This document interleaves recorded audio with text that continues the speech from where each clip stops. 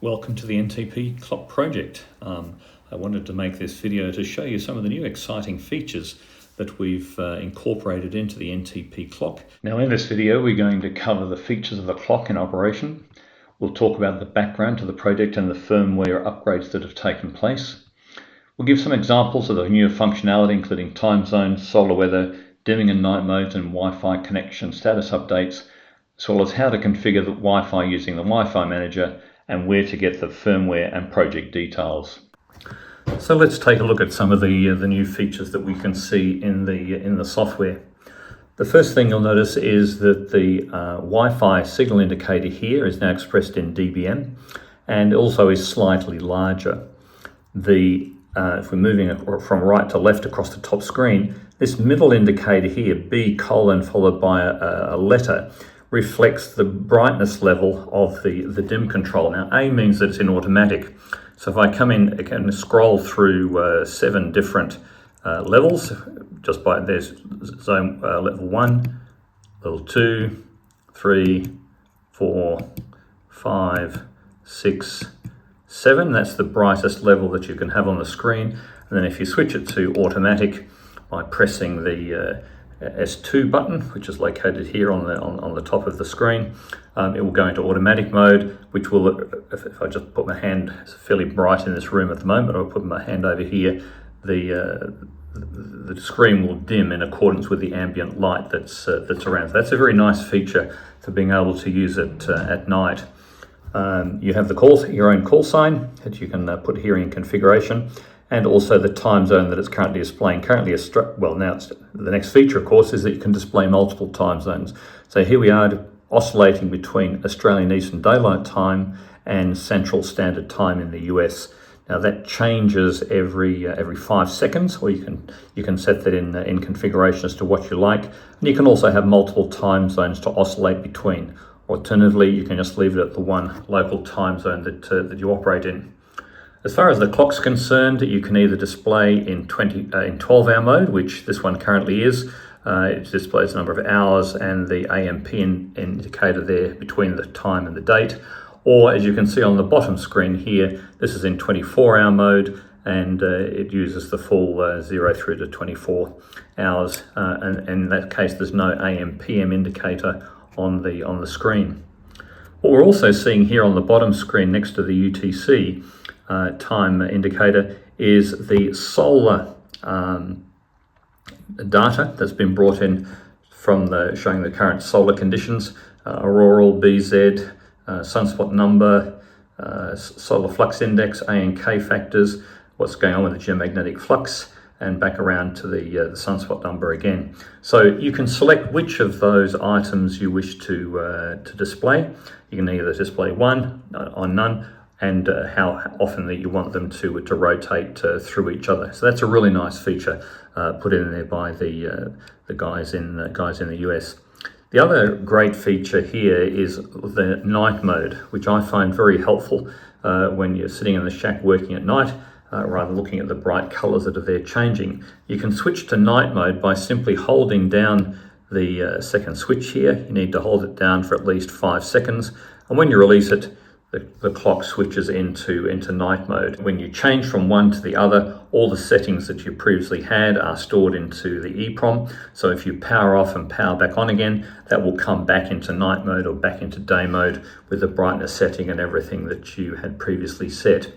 As far as the status indicators are concerned, a few changes here in terms of how it's displayed in night mode. And here we have how the status indicators are presented with day mode across the top and the corresponding night mode presentation along the bottom. The other feature that we've added is the ability to indicate that when you no longer have a Wi-Fi signal and when Wi-Fi is lost, in which case the status indicator normally turns grey, and when you're in night mode, you'll get a grey rectangle around the signal strength indicator to let you know that you've actually lost the Wi-Fi signal. Now we've increased the robustness, if you will, of the device, and in the background, if a Wi-Fi signal is lost, it will keep retrying for a certain period of time before it eventually seeks to try and reboot and re-establish connection. But ordinarily, if your Wi-Fi signal goes down for a short period of time and then comes back on, the clock will be able to manage that. It will be able to recover and continue operating as normal. So if we want to pop it back into day mode, we simply hold down the button for at least 5 seconds. And then when you've done that, release, and it returns back to day mode that you can see here. Look, there we have it. I think it's a fairly significant improvement on what was there before. So let's take a look at the background of the project, where it's come from, and how we got to this particular stage. The NTP Clock was originally developed by Bruce Hall, Whiskey 8 Bravo Hotel, and he has quite an interest in developing things, and you can see on the screen here he's developed quite a number of clocks. In fact, he's got an extremely interesting website. You can find it at whiskey8bravohotel.net, and there's a number of clocks and also a lot of documentation and background to the original clock. Now, this is the NTP Clock that Bruce developed, and it supports multiple size screens, runs off a 13.8 power supply, and you simply configure the time zone and Wi-Fi network. Now, that was developed back in 2021, I believe, and first of all, the California QRP Club took the original NTP Clock and then undertook a build project early in 2025, and they took the base software and added a number of additional features. They converted the Wi-Fi signal strength indicator into dBm. They provided the ability to hard code a number of Wi-Fi networks on startup so that you could work your way through the list till you found a network that was appropriate. They've added solar data to the display, which is certainly very an interesting and exciting component of it. And it provides the ability to cycle through a number of time zones and change the time zone in the top panel. It also works with both the ESP8266 and ESP32 processors. Now, that work was done by John, Whiskey Alpha 2 Foxtrot Zulu Whiskey, and Robert, AI6P. And I'm sorry, Robert, I couldn't find a photograph of you for this presentation. Shortly after that project had begun, the Manly Warringah Radio Society here in Sydney, Australia, did a similar thing. They took the original NTP Clock and then added a number of additional features, but actually modified the PCB, the hardware that was being used for the NTP Clock, in order to provide a range of additional I/O switches, a light-dependent resistor to facilitate dimming. Their project, or our project I should say, is very much focused around the 2-inch display, because I think that's the nice happy middle ground for what we're doing here. It supports both the ESP32C Mini and the ESP8266. It has a lithium battery management system if we wish to use it, and we also developed a 3D printed housing or the PCB sandwich type of mounting options. We introduced Wi-Fi Manager, so you can configure the Wi-Fi credentials using your mobile phone, and it has night mode and a dimming capability. It also supports temperature, humidity and pressure sensing, and that will be coming out in a software upgrade fairly soon. Now, the development of code for this was a combination of efforts from Mark KD5RXT, a member of the Cowtown Amateur Radio Club, Simon, VK2YU here in Sydney, and myself, who actually belongs to both clubs, Cowtown and to the Manly Warringah Radio Society. So this next release actually took the work that had been done by the Manly Warringah Radio Society group and the California QRP group, and basically integrated the features of both of those clocks. So the new firmware has all of the functionality in a single version. It incorporates additional display and Wi-Fi connection status screens to provide information as to what's happening during the startup process. We also added a Wi-Fi connection lost indicator, and which also in the background then manages the reconnection of the network when that situation occurs. There's a fair bit of restructuring of the code that went on. We've added Wi-Fi Manager credential reset switch so that you can push a button and reset the Wi-Fi credentials in Wi-Fi Manager. And we also developed a fairly detailed construction manual to enable people to build this kit. It's a very simple kit. It takes probably about an hour and a half to put together. And it's certainly one of the most practical and useful devices that you have around the shack. One of the exciting new features was the addition of Wi-Fi Manager to configure your Wi-Fi credentials, and also some additional Wi-Fi connection logic and status display screens. So let's take a look at some of that now. Now, the first time you start the clock with Wi-Fi Manager activated, there will be no Wi-Fi credentials stored within the Wi-Fi network. Within the Wi-Fi Manager. So it's necessary to be able to go and connect to the NTP Clock access point and configure the Wi-Fi credentials. Now, you can do that in two ways. You can either do that with a phone, with your mobile phone, or in this case, I'm going to show an example where we're actually going to do it using a web browser.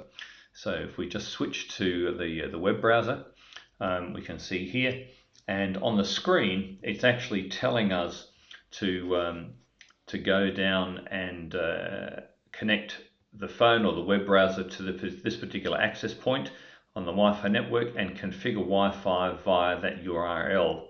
So if we go over to the network settings, you can see here that we now have an access point called NTP Clock. Click on that, connect, and very shortly, there we are, it will connect to the access point, to the Wi-Fi Manager web page, and you can start to configure the clock. Now, in this case, it actually went and did that automatically. If the web page doesn't come up automatically when you connect to the access point, just simply go to the URL that's shown on the screen here, 192.168.41. It's also listed at the bottom of the screen, the bottom right hand side of the screen, whilst it waits for you to do that configuration. So we come across and we go to configure Wi-Fi, and here it'll give you a list of the available Wi-Fi networks. Now, the one I'm going to connect to in this example here is this one. Just simply click on the Wi-Fi network. I now need to enter the password.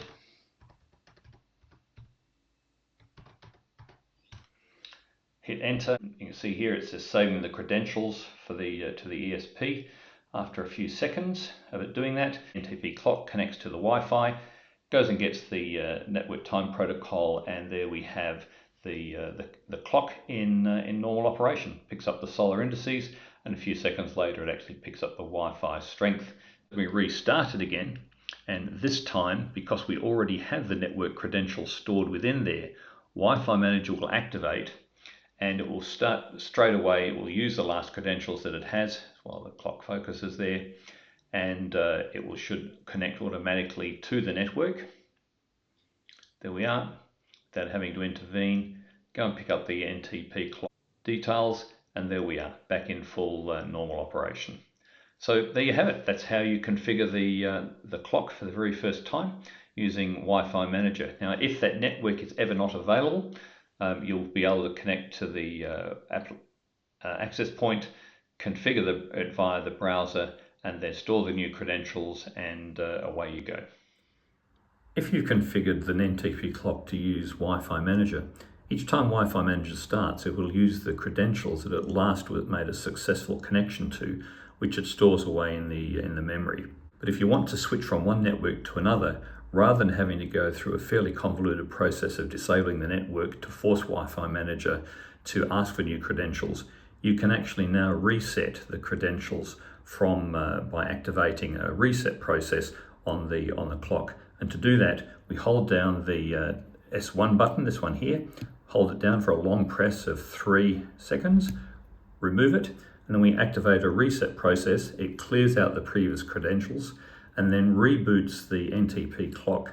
And when it comes to make the connection, it activates Wi-Fi Manager, and it will hold there pending the update of the credentials that you do using the access point and the web page that's highlighted on the screen, just the same way that you do when you previously entered the Wi-Fi credentials for the first time. Well, that's all there is to provide in this particular update. If you'd like to know more about the project, there's further details which include documentation software, the Gerber files to produce the PCBs necessary for the build, and also the construction manual can be found at my GitHub site at the address shown here. I hope you've enjoyed the video, and if you're planning to look to build the NTP Clock, it's a fantastic piece of kit to have in the shack. I wish you good luck and 73s.